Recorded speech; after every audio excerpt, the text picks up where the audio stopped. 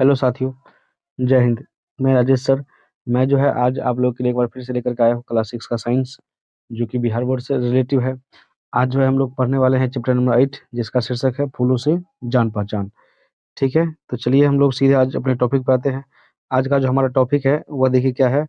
आज जो है हम लोग पढ़ने वाले हैं पूर्ण रूप से जो है फूल के बारे में। नहीं तो क्लास 6 में जो है उतना डिटेल्स में जो है फूल के बारे में या फिर जो पुष्प है उसके बारे में नहीं दिया गया है, लेकिन जितना भी दिया गया है, ठीक है, उसको पढ़ना जो है क्या है, अति आवश्यक है। नहीं, क्योंकि जो है बीपीएससी क्या कर रहा है कि आपका जो है लाइन बाय लाइन से क्वेश्चन उठा रहा है। तो चलिए हम लोग ज़्यादा समय बर्बाद नहीं करते हैं, आते हैं अपने टॉपिक टॉपिक पे।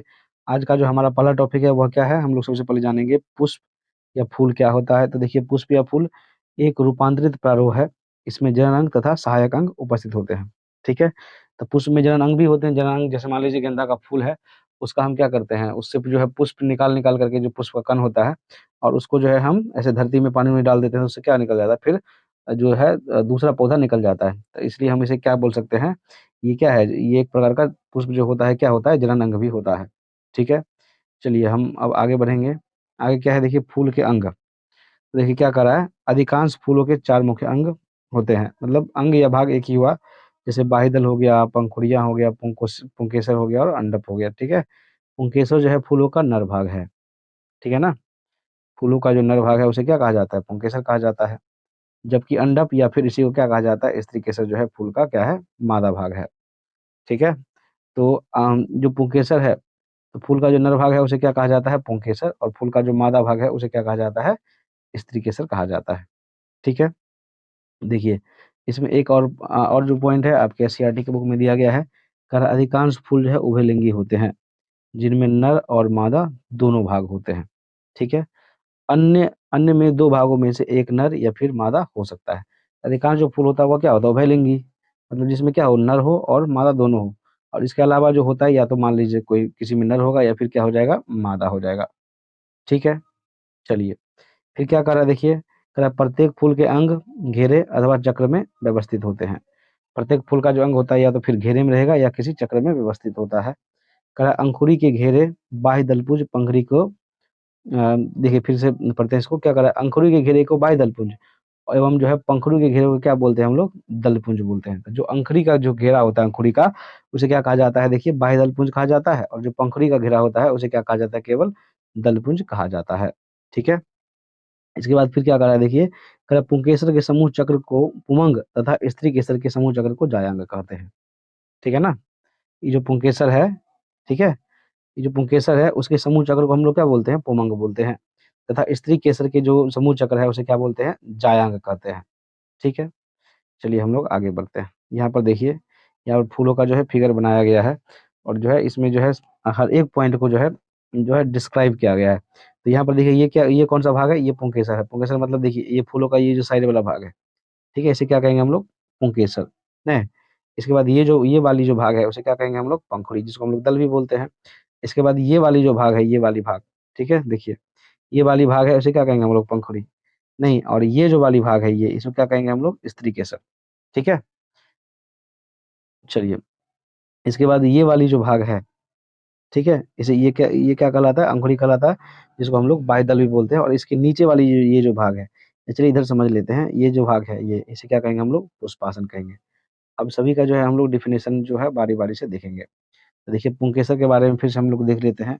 यह पुष्प का नर जनन अंग होता है। यह पतला तंतु के समान होता है।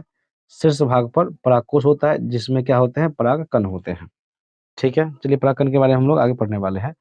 इसके बाद बात करते हैं पंखुड़िया के बारे में। पंखुड़ियों से पहले भी हम लोग फिर से जानेंगे। इसका मुख्य कार्य परागकणों को जो है क्या करना है, उत्पन्न करना है। ठीक है, ये भी किसके बारे में पढ़ रहे थे हम लोग, पुंकेसर के बारे में। पुंकेसर का जो मुख्य कार्य होता है क्या होता है, तो परागकणों को उत्पन्न करना। ठीक है, चलिए हम लोग अब जो है पंखुड़ियों के बारे में पढ़ने वाले हैं।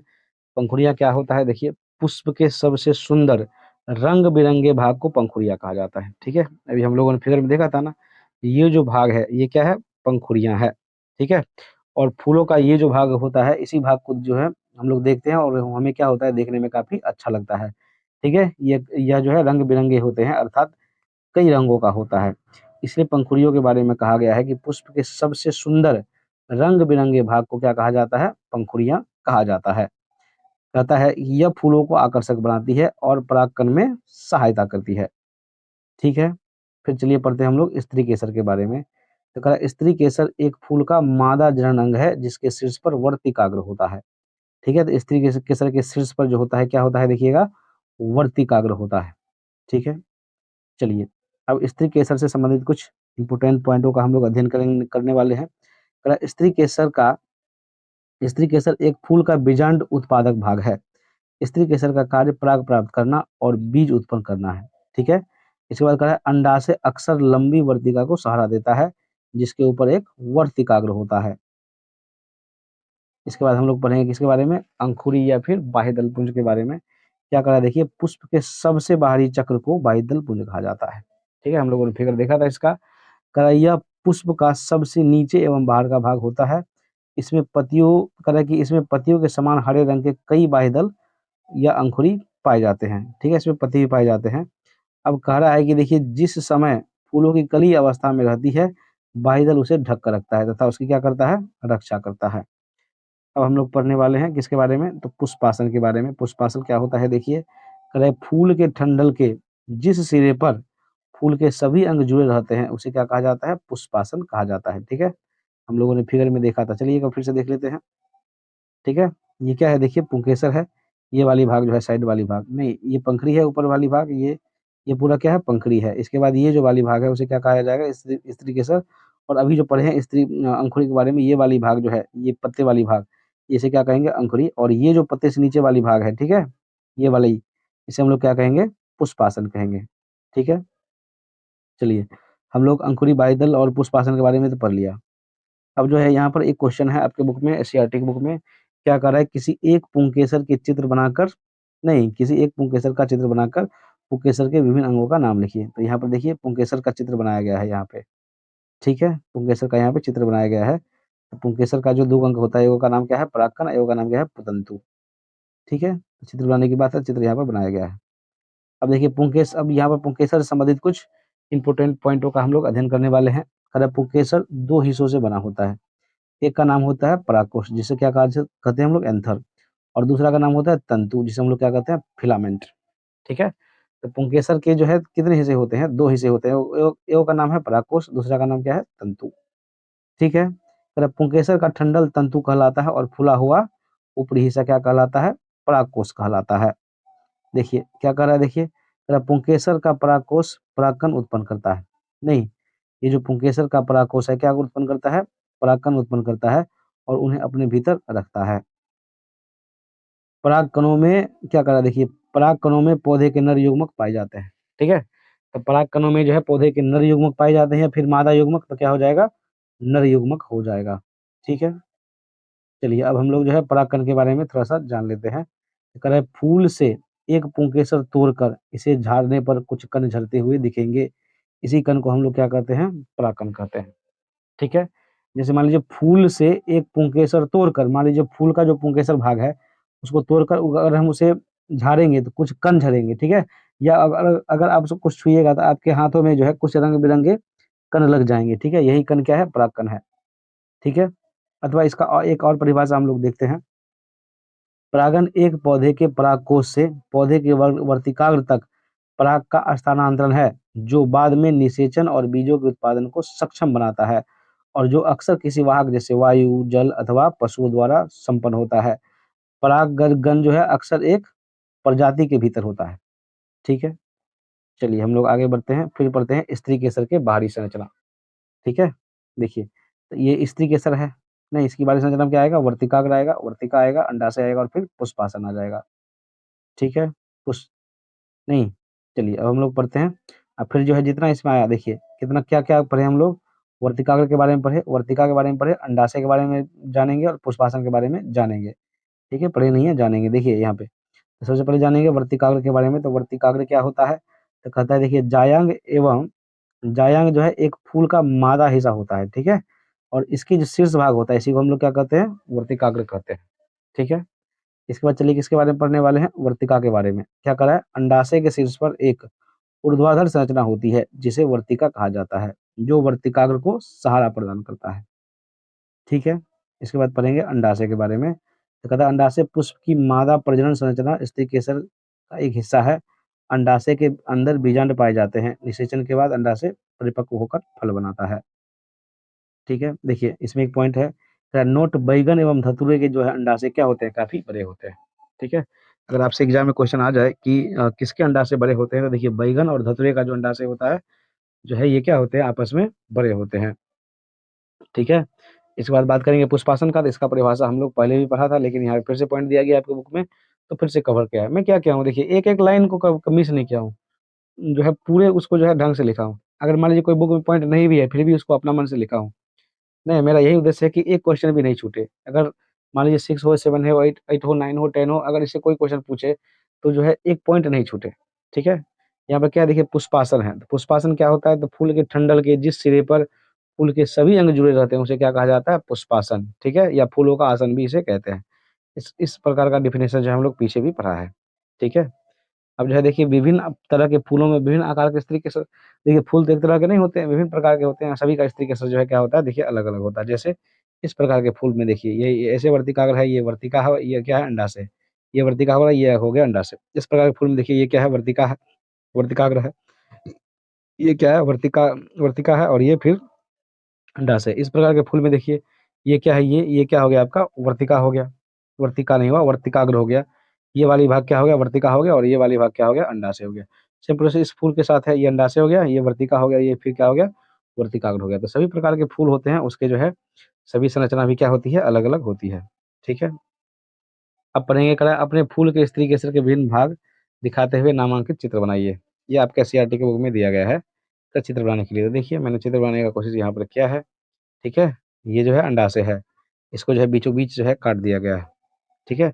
काटने से देखिए किस प्रकार दिखता है। ये बीजांड हो गया और इसे किसे कहेंगे हम लोग प्रकोष्ठ। तो बीचों-बीच काट दिए। अब मान लीजिए अगर हम इसको लंबवत काटें तो कैसा दिखेगा? तो अगर हम इसको लंबवत काटते हैं तो इस प्रकार का दिखेगा ये। ठीक है? ये फिर क्या हो जाएगा बीजांड हो जाएगा। चलिए हम लोग बढ़ते हैं आगे। नहीं, अब इसमें कुछ पॉइंट है जो आपके लास्ट पेज में दिया गया है, चैप्टर के लास्ट पेज में। नहीं, इसमें इंडिकेट किया है फूलों का वैज्ञानिक नामकरण, तो क्या होता है समझिएगा। सबसे पहले समझेंगे हम लोग पूर्ण फूल के बारे में, तो पूर्ण फूल क्या होता है? कह रहा है यह वह फूल है जिसमें अंकुरी, पंखुड़ी, पुंकेसर एवं स्त्रीकेसर चारों अंग उपस्थित हो। तो कुल मिलाकर क्या बात हुआ कि जिस फूल में चारों अंग में क्या आ जाएगा देखिए अंकुरी आ जाएगा, पंखुड़ी आ जाएगा, पुंकेसर आएगा एवं स्त्रीकेसर उपस्थित रहेगा, उसी को हम लोग क्या कहेंगे? पूर्ण फूल कहेंगे। ठीक है? चलिए अभी पढ़ेंगे हम लोग अपूर्ण फूल के बारे में। कह रहा है वह फूल जिसमें अंकुरी, पंखुड़ी, पुंकेसर एवं स्त्रीकेसर में से कोई भी अंग अनुपस्थित हो। हम लोगों ने 4 अंग पढ़ा है। क्या-क्या होता है देखिए अंकुरी, पंखुड़ी, पुंकेसर और स्त्रीकेसर। इसमें से इस चारों अंग में से कोई भी अगर एक अंग अनुपस्थित हो, उसे हम लोग क्या कहेंगे? अपूर्ण फूल। एक बार फिर समझेंगे। यह वह फूल है जिसमें अंकुरी, पंखुड़ी, पुंकेसर एवं स्त्रीकेसर में से कोई भी अंग अनुपस्थित हो, उपस्थित नहीं, अनुपस्थित हो, उसे हम लोग क्या कहेंगे? अपूर्ण फूल कहेंगे। ठीक है? चलिए, अब हम लोग पढ़ेंगे एक लिंगी फूल के बारे में। कह रहा है ऐसा अपूर्ण फूल जिसमें पुंकेसर या स्त्रीकेसर में से केवल एक ही अंग उपस्थित हो, तो ये फूल क्या कहलाते हैं? देखिए स्त्रीकेसर कहलाते हैं। ठीक है? एक बार फिर से समझिए, एक लिंगी फूल क्या होता है? कह रहा है ऐसा अपूर्ण फूल, ठीक है? जिसमें पुंकेसर या स्त्रीकेसर में से केवल एक ही अंग उपस्थित हो, उसे क्या कहेंगे हम लोग? एक लिंगी पुष्प कहेंगे। ठीक है? यह जो है क्या प्रकार का होता है? देखिए 2 प्रकार का होता है। एक तो क्या हो जाएगा देखिए मादा नर फूल हो जाएगा। नहीं, एक क्या हो जाएगा मादा फूल। तो नर फूल क्या होता है? तो जिसमें केवल पुंकेसर हो, नहीं स्त्रीकेसर नहीं हो, उसे क्या कहेंगे हम लोग? नर फूल कहेंगे। और मादा फूल क्या हो जाएगा? जिसमें केवल स्त्रीकेसर होता है, पुंकेसर नहीं होता है, उसे क्या कहेंगे हम लोग? मादा फूल कहेंगे। इसी में आता है द्विलिंगी फूल। तो ऐसा फूल जिसमें पुंकेसर और स्त्रीकेसर दोनों उपस्थित हो, उसे हम लोग क्या कहेंगे? द्विलिंगी फूल कहेंगे। ठीक है? अब इसी में एक और आता है अलिंगी फूल। ये क्या होता है समझिएगा। कहता है कि देखिए कह रहा है कि जिन फूलों में स्त्री केसर और पुंकेसर दोनों ही नहीं होते, उसे क्या कहेंगे? अलिंगी फूल कहेंगे। इस प्रकार से हम लोगों ने चैप्टर पूरा लाइन बाय लाइन कवर किया। ठीक है? अभी जो है हम लोग इस चैप्टर के अभ्यास प्रश्न और उसके उत्तर देखेंगे। तो चलिए आप लोग जो है खुद कमेंट में आंसर दीजिएगा। नहीं, क्या कर रहा है फूल का नर भाग क्या कहलाता है पता ही है? फूल का जो नर भाग होता है क्या कहलाता है? पुंकेसर कहलाता है। ठीक है? यहाँ पर अनुस्वार मात्रा जो है मिसिंग है। ठीक है। देखिए अगला क्वेश्चन क्या है, ख, फूल का मादा भाग है, तो फूल का मादा भाग क्या कहलाएगा, देखिए इसमें स्त्री केसर होगा। ठीक है, फूल का जो मादा भाग होगा क्या होगा, आंसर जो है पुंकेसर नहीं होगा, इसका क्या हो जाएगा, स्त्री केसर होगा, तो ये जो है गलत है। ठीक है, फूल का मादा भाग क्या कहलाता है, स्त्री केसर कहलाता है। ठीक है, फिर देखिए, ऐसा फूल जिसमें केवल पुंकेसर हो, नहीं स्त्री केसर नहीं होता, उसे क्या कहेंगे, उसको नर फूल तो नहीं कहेंगे, मादा फूल भी नहीं कहेंगे, और लिंगी मतलब दोनों उपस्थित नहीं होगा, तब उसे क्या कहेंगे, एक लिंगी फूल कहते हैं। इसका आंसर क्या हो जाएगा, इनमें से कोई नहीं। ठीक है, अब फिर देखिए क्या है, ऐसा फूल जिसमें पुंकेसर और स्त्री केसर दोनों उपस्थित होता है, उसे हम लोग क्या कहते हैं, तो उसे हम लोग जो है द्विलिंगी फूल कहते हैं। ठीक है ना, उसे हम लोग क्या कहते हैं, देखिए तो द्विलिंगी फूल कहते हैं। जैसे मान लीजिए क्या है, देखिए नर और मतलब मादा दोनों भाग उपस्थित हो, उसे क्या कहेंगे, द्विलिंगी कहेंगे। अगर एगो उपस्थित होगा तो एकलिंगी कहेंगे, एको को उपस्थित नहीं होगा तो अलिंगी कहेंगे, और दोनों उपस्थित हो रहा है तो क्या कहेंगे, बोलिए द्विलिंगी कहेंगे। ठीक है, चलिए पूर्ण फूल कितने भाग होते हैं, तो हम लोग पढ़े हैं पूर्ण फूल के 4 भाग होते हैं। कितने भाग होते हैं, 4 भाग। नहीं, अब यहाँ पर जो है कुछ सही और गलत जो है प्रश्नों का समूह है, उसका आंसर जो है हम लोग जानने वाले हैं। कह रहा है सभी द्विलिंगी फूल पूर्ण फूल होते हैं, नहीं ये गलत बात है, सभी द्विलिंगी फूल पूर्ण फूल हो ऐसी कोई बात नहीं है। फिर क्या करा, देखिए सभी पूर्ण फूल द्विलिंगी होते हैं, तो ये सही बात है, अब पूर्ण होगा तो द्विलिंगी होगा ही, क्योंकि पूर्ण फूल का परिभाषा क्या होता है कि जिसमें स्त्री केसर हो, अंकुरी पुंखरी हो और पुंकेसर भी हो, तो जब ये पूर्ण द्विलिंगी हुआ तो स्त्री केसर और पुंकेसर दोनों आ जाएगा, तो ये सही बात है। ठीक है, इसके बाद है फूलों की अंकुरियां आपस में जुड़ी हो तो पंखुड़ियां भी आपस में जुड़ी हो, तो ये भी सही बात है, अगर अंकुरियां आपस में जुड़ी होगा तो पंखुड़ियां भी आपस में जुड़ी होगी। आज का लास्ट क्वेश्चन है इस चैप्टर का, धतूरा बैगन लौकी के फूलों में से कौन से फूल पूर्ण है तथा कौन से अपूर्ण है, पता करके कारण सहित लिखे। तो चलिए यहाँ पर मैंने कारण सहित लिखने का कोशिश किया है। कर रहा है धतूरा एवं बैगन के फूल पूर्ण फूल है। ठीक है, क्योंकि इसमें पुष्प के चारों चक्र उपस्थित है, यानी जो है देखिए यानी चलो कट करते हैं, यहाँ पर क्या होगा, अर्थात फूल में अंकुरी, पंखुड़ी, स्त्री केसर तथा पुंकेसर उपस्थित होता है। जब ये पूर्ण फूल है तो पूर्ण फूल का डेफिनेशन क्या होता है कि जिस फूल में स्त्री केसर, पुंकेसर, अंकुरी, पंखुड़ी चारों उपस्थित हो। ठीक है, तो उसे क्या कहा जाता है, पूर्ण फूल। और जब मान लीजिए धतरा एवं बैगन पूर्ण फूल है तो इसमें अंकुरी, पंखुड़ी और स्त्री केसर, पुंकेसर तो होगा ही। चलिए इससे आगे होगा, जबकि लौकी के फूल क्या है, अपूर्ण होते हैं, क्योंकि इसमें चारों चक्र उपस्थित नहीं होते हैं, अर्थात अंकुरी, पंखुड़ी, स्त्री केसर, पुंकेसर में से कोई भी एक भाग या एक से अधिक भाग जो है उपस्थित नहीं होंगे, तो उसे क्या कहेंगे हम लोग, अपूर्ण फूल कहेंगे। तो इस प्रकार से हम लोगों ने चैप्टर 8, ठीक है, जो कि जो काफी डिटेल से पढ़ा। जय हिंद।